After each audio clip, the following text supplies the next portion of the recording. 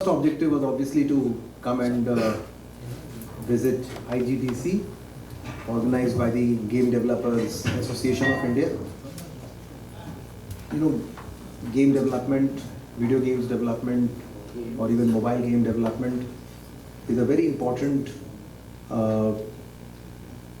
element of the media and entertainment landscape of our country. It has a huge economic potential. It has huge employment potential, and it's one of the biggest events that happen here. So I've come here on behalf of the Government of India to understand what the industry is doing, try and look at what are the problems being faced by the industry, try and provide support to the industry from the government. There are many things that have happened last few years, especially in the last 6 months, that I've wanted to highlight to all of you. The Union Cabinet has announced the setting up of the Indian Institute of Creative Technologies. It's actually going to be a national center of excellence for animation, visual effects, gaming, which includes the segment that we are in here, comics, and the entire segment of extended reality. And this Indian Institute of Creative Technologies is going to be a very important pillar for not just supporting the skills requirement of the industry, but at the same time it will act as an accelerator and an incubator for allowing some of these individual innovators to become startups and enterprises of the future.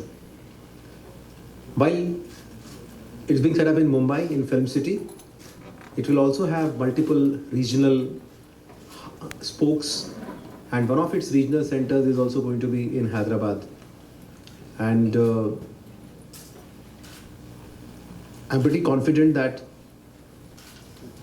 the message given by the Honorable Prime Minister in his Independence Day speech from Red Fort was that India should develop world-class animators and world-class gamers. And it is very clear that there is a clear affirmation from the Government of India that we'll do all that it takes to take this sector to the next level. It's also in this context that we have coming up with an event called as WAVES, World Audio Visual and Entertainment Summit. The World Audio Visual and Entertainment Summit would be held in New Delhi from 5th February of 2025. It's a 5-day event. And World Audio Visual and Entertainment Summit, that is WAVES, is going to be a convergence event for the broadcasting and the traditional radio and other segments that you all understand.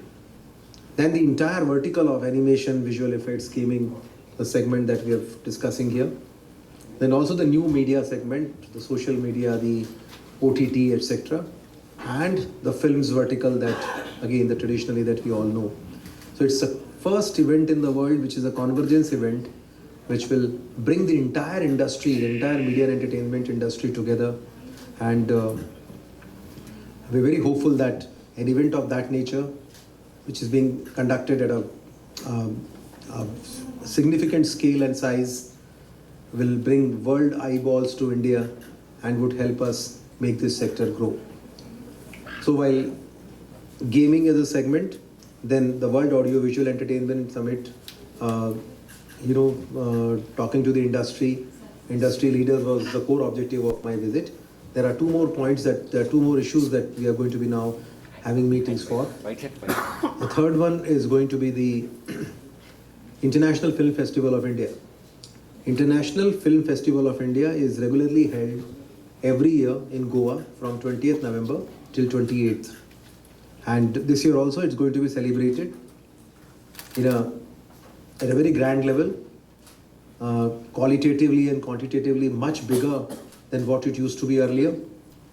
And we'll have the meeting with the industry, that is the film industry, the producers, associations, and there's a huge participation of the Telugu film industry. Telugu film industry has a very important role, and the International Film Festival of India is to celebrate the filmmakers and the cinegoers. So it's a very important event, and I'm pretty confident that we'll get a good participation from the Telugu film industry. Hi, this is Manish Agrawal here. I am board member of JEDI, which is Game Developer Association of India. Look here, sir. I've been in gaming for 15 years and associated with IGDC, which is the India Game Developer Conference, one of the largest gaming developer conference in the world, and been associated with it for more than a decade. Today in IGDC, we had opportunity as industry leaders to interact with Mr. Sanjay Jaju,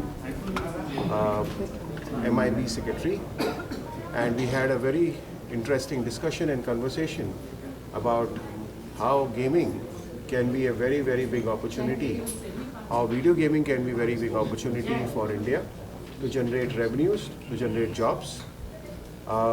We have been constantly talking about, and we are happy to share that video gaming and interactive entertainment is a creative and a content business, and Shri Sanjay Jaju ji absolutely made it clear to you all that the content and creative space will be completely governed by MIB ministry, and that is a great news for the industry that we have now a nodal ministry to look at, and we could really expect a lot of talent development happening through Indian Institute of Creative Technology, which is government has formulated. There is a gaming task force which has been created, and government has looked at all the recommendations, and those recommendations is what industry will work with government central and its state to really create a lot of game developers, game designers, and really make India a powerhouse in the global gaming space. And that's it is, as I said, it's one of the three largest gaming events in the world where it comes to skilling and upskilling of game developers.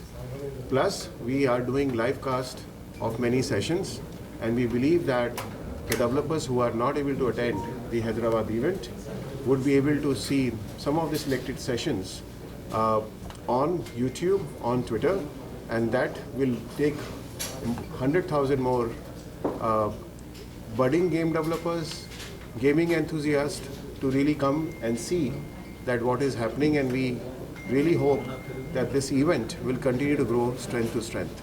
We are hopeful that for 20th of November, during the inaugural event for the Indian International Festival of India in Goa, we are going to be starting the OTT, and this OTT is going to be a game changer, because this is not just streaming material, but it also will carry a lot of live channels.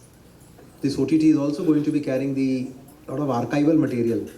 We have very good archival material available in the form of documentaries, even photographs coming in from our photo division.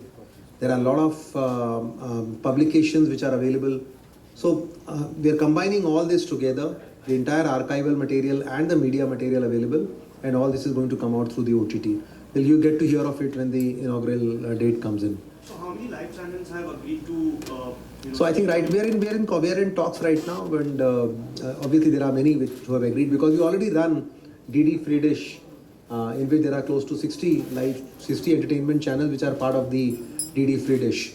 So obviously many of those channels would be more than willing to come and join the OTT.